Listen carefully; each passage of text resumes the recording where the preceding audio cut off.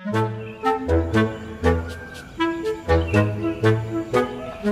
sebelum kita ngomong terlalu jauh ke mana-mana, kita tos dulu sekali. Tos. Jadi jangan sampai pecah gelasnya.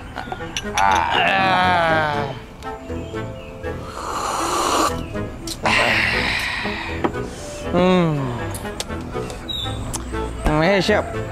Baik juga. Hari ini hari apa ya? Hai, menurut kalender di rumah aku, hari ini hari Minggu. Menurut kalender di rumah Ki, hari apa? Ya sama juga lah. Jadi kalender rumah. Oh, hari Minggu ya. Holiday yuk. Tidur yang cantik itu. Mana kita?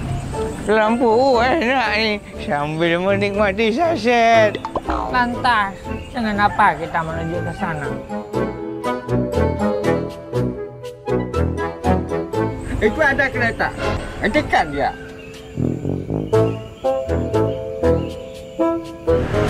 Anak muda. Mau ke mana pagi-pagi muda? Nak tamu kerja. Apa boleh aku meminjam kereta? Mana je Pak Wah? Jangan banyak nanya. Apa mau kamu kukirimkan ke alam baka? Baik, hai Pak Wah.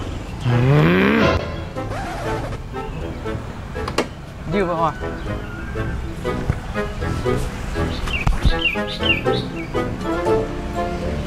Syok! Kamu ada di mana?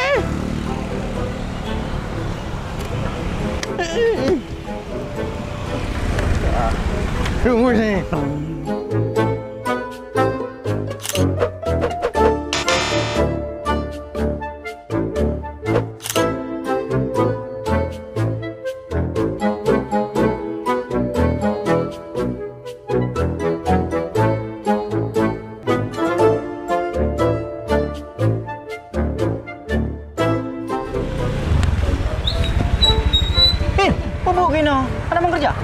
Honda kai cok oleh kakek mafia. Bang, kepala dia.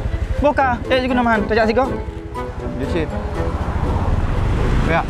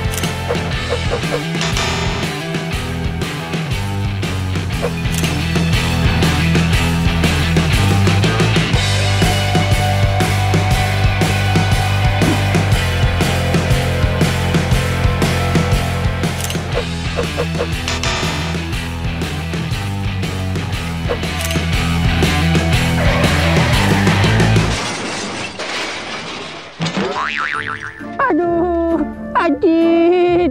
Apa? Gimana main Honda si Cop? Laki kita berada di mana ni sekarang? Tak tahu di mana ni, Syok. Apakah kita sudah sampai ke lampu usap? Sepertinya kita di lampayan ni, Syok. Aku dapat, Syok. Enggak akan melanggar lalu lintas lagi, Syok. Aku juga demikian. Waduh. Semakin kencang kita ngebut, semakin dekat kita dengan maut. Aduh, betul, Syok. Aduh.